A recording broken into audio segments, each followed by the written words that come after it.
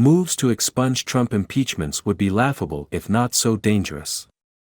For millennia, politicians have sought power in order to shape the future. Not today's MAGA Republicans, though. They have decided to use their House majority to try to shape, or reshape, the past. Last week, Representatives Marjorie Taylor Greene, Republican Georgia, and Elise Stefanik, Republican New York, introduced resolutions to expunge former President Donald Trump's 2 impeachments, as if such articles of impeachment had never passed the full House of Representatives. Incredibly, House Speaker Kevin McCarthy, Republican California, whose job is to be the adult in the room, said Friday that he supports this initiative, which actual adults can see is ridiculous and obviously futile. The aim appears to be to allow Trump, the likely GOP presidential nominee in next year's election, to claim that despite the events we all witnessed, he was never impeached at all. That lie can then become part of the fake historical record he sells to his supporters. Trump claims he won the 2020 election, by a lot. He lost to Joe Biden in both the electoral and the popular votes, but had his victory stolen by massive voter fraud. At least 86 judges, including members of the Supreme Court, found this completely untrue.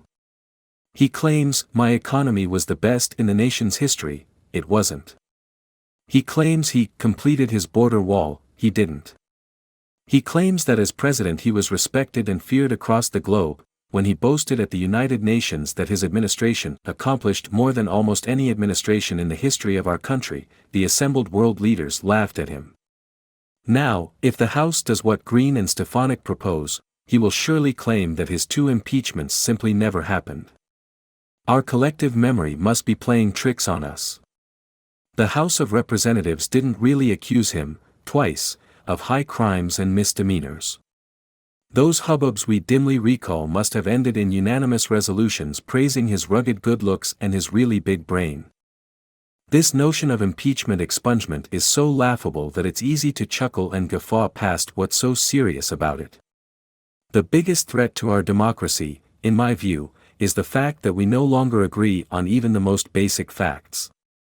If some of us believe it's raining right now and others believe it's a sunny day, how can we possibly come to the right decision on whether to invest in umbrellas or sunscreen? Now, to flatter Trump's vanity and help him politically, Greene and Stefanik want to create a kind of alternate universe timeline in which President Donald the Great was never really impeached, because, considering his greatness, how could he have been?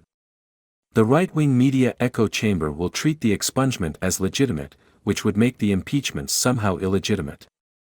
And the nation's information gap, already a canyon, will further widen. For the record, expunging a presidential impeachment is not a thing. It has never been attempted because it makes no sense. Both of Trump's House impeachments led to trials in the Senate, as the Constitution instructs. Is the Senate supposed to pretend that those trials, which ended in acquittals, never happened? What about the pages in the congressional record that chronicled the impeachment proceedings? Would they be ripped out and destroyed? Sent to Mar-a-Lago for Trump to hoard in one of his cardboard boxes, with his golf shirts and his newspaper clippings? Trump was impeached in December 2019 for abuse of power and obstruction of Congress. The key piece of evidence was a record of a phone call Trump had with Ukrainian President Volodymyr Zelensky, in which Trump appeared to condition the release of U.S. military aid to Ukraine on an announcement by Ukrainian officials that they were investigating Biden for alleged corruption. Greene's resolution would expunge that impeachment based on the newly revealed FBI document reporting an informant's claim of rumored corruption by Biden. Greene's terse draft does not mention that these allegations were examined by Trump's own Justice Department and judged not credible enough to investigate. Trump was impeached again in January 2021 for incitement of insurrection, based on his role in instigating the bloody MAGA attempted putsch at the Capitol earlier that month. Stefanik's resolution to expunge this second impeachment flirts with, and at times seems to accept, Trump's big lie about the stolen election. At one point, for example, Stefanik notes that Trump was the only incumbent president since Grover Cleveland to increase his vote total from his first election yet seemingly still not win re-election. Those words are not seemingly but actually, and pathetically, craven. Voters should expunge this useless GOP majority.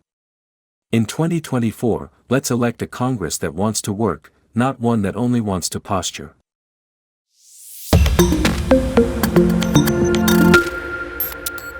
Moves to expunge Trump impeachments would be laughable if not so dangerous.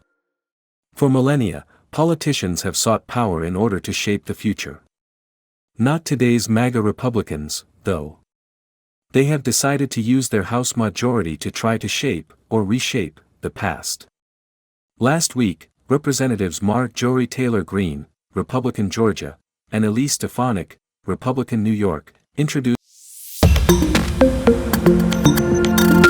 Trump coup plotter John Eastman is finally facing real accountability. Former President Donald Trump and his supporters have blamed his indictment on a two-tiered justice system. As it happens, we do have a two-tiered system, but here's a better example of it. Hundreds of ordinary people have been convicted of attacking the Capitol on January 6, 2021, yet not one member of Trump's inner circle of coup plotters has faced real accountability for it. That's why you should pay attention to the disbarment proceedings that lawyer John Eastman is facing in California. Eastman, who manufactured the bogus theory behind Trump's effort to overturn his 2020 election loss, could lose his law license, making him the first elite insurrectionist to pay a serious professional price for the coup attempt. Eastman faces 11 charges from the California State Bar, most concerning his lawyerly lies about election fraud. Importantly, the bar also accused Eastman of advising Vice President Mike Pence that a fabricated legal rationale empowered him to reverse or delay the presidential electoral count in Congress.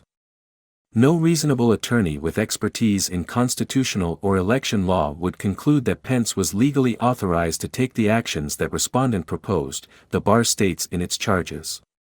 It adds that Eastman knew those actions would violate the law and the Constitution. If Eastman is disbarred for that charge, it would be genuinely novel. When fellow coup plotter Rudy Giuliani had his law license suspended in New York last year, it was for the conventional charge of making false statements as a lawyer. Eastman, by contrast, would be sanctioned for corrupting the law to try to subvert our constitutional order and help usurp the presidency. You've heard of mob lawyers.